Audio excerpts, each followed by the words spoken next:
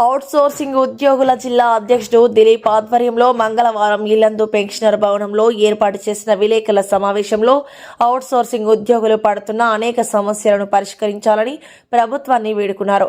ఈ నెల 28 తేదీన హైదరాబాద్ పబ్లిక్ గార్డెన్లో జరిగే భిక్షాటన కార్యక్రమాన్ని రాష్ట్ర వ్యాప్తంగా ఉన్న అవుట్సోర్సింగ్ ఉద్యోగులందరూ విజయవంతం చేయాలని, జీతాలు లేక బతుకుభారం అవుతుందని, నానా ఇబ్బందులు ఎదుర్కొంటున్నారని ప్రభుత్వం ఇప్పటికైనా స్పందించి తమ సమస్యలను పరిష్కరించాలని జిల్లా అధ్యక్షులు దిలీప్ తెలిపారు. నేను తీసివేస్తానని చెప్పేసి మన మాజీ ముఖ్యమంత్రి కేసీఆర్ గారు అని మాట్లాడారు. ఆ తరుణంలో మేము కూడా 10 సంవత్సరాలను టీఆర్ఎస్ ప్రభుత్వాన్ని నమ్మి మోసపోయినాం. తర్వాత రానున్న కాలంలో ప్రజాప్రభుత్వం వస్తుందని ధీమాతో, ప్రజాప్రభుత్వంలో మాకు న్యాయం జరుగుతుందనే నమ్మకంతో ఈ ప్రజాప్రభుత్వానికి మేము కూడా అవుట్సోర్సింగ్ ఉద్యోగులుగా, అంటే రాష్ట్రంలో ఉన్న 5 లక్షల మంది అవుట్సోర్సింగ్ ఉద్యోగులు మద్దతు ఇచ్చి ప్రభుత్వాన్ని నిలబెట్టుకున్నాం. కానీ ఇప్పుడు 2.5 సంవత్సరాలు అవుతున్నా సరే ఈ ప్రభుత్వం అవుట్సోర్సింగ్ ఉద్యోగులపై ముసలి కన్నూరు, అంటే వారిపైన సవతి ప్రేమ చూపిస్తుందే తప్ప నిజంగా వీళ్ళకి ఏదైనా ఒక న్యాయం చేయాలనే ఆలోచన ఈ ప్రభుత్వానికి ఏమాత్రం లేదని మేము నమ్ముతున్నాం. కాబట్టి దీనికి వ్యతిరేకంగా రానున్న రోజుల్లో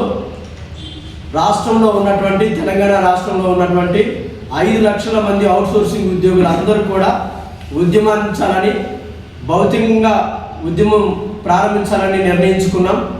కానీ మొన్న రీసెంట్గా మన యొక్క ముఖ్యమంత్రి రేవంత్ రెడ్డి గారు మాకు ఒక హోప్ ఇచ్చారు. ఏంటంటే ఏజెన్సీ ద్వారా జీతాలు చెల్లిస్తున్నాం, కానీ అలా కాకుండా ఐఎఫ్ఎంఐస్, అంటే ప్రభుత్వ ఉద్యోగులకు ఎలాగైతే పోర్టల్ని ఏర్పాటు చేసి ఆన్లైన్ ద్వారా వారి జీతాలు చెల్లిస్తుందో అలాగనే మీకు కూడా ఐఎఫ్ఎంఐస్ ద్వారా జీతాలు నేరుగా చెల్లిస్తామని చెప్పేశారు.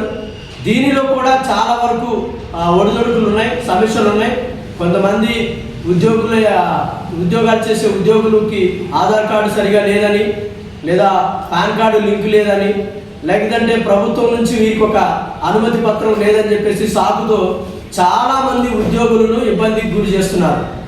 ఇవాళ ఒక మాట నేను చెప్పాలనుకున్నాను. ఏంటంటే ఇప్పుడు గడిచినటువంటి 10 నెలల్లో కొన్ని డిపార్ట్మెంట్లో ఉద్యోగులకి జీతాలు లేవు.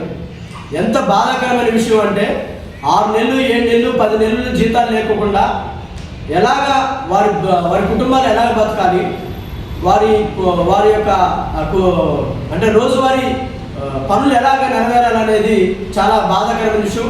ఒక ప్రభుత్వ ఉద్యోగికి 1 నెల జీతం రాకపోతేనే చాలా ఇబ్బందులు గురవుతున్నారు.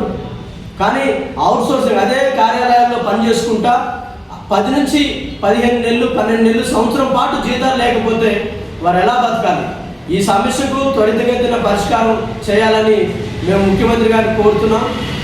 దానికంటే ముఖ్యంగా మేము ఎన్ని వినతి పత్రాలు ఇచ్చినప్పటికీ కూడా ప్రభుత్వం దీనిపైన స్పందించట్లేదు. కాబట్టి రేపు రానున్న రోజుల్లో, అంటే 28వ తారీఖున, ఈ నెల 28వ తారీఖున హైదరాబాద్లో పబ్లిక్ గార్డెన్కి ఎదురుగా పెద్ద ఎత్తున భిక్షాటన కార్యక్రమాన్ని 5 లక్షల మందితో భిక్షాటన కార్యక్రమాన్ని ఏర్పాటు చేశాం.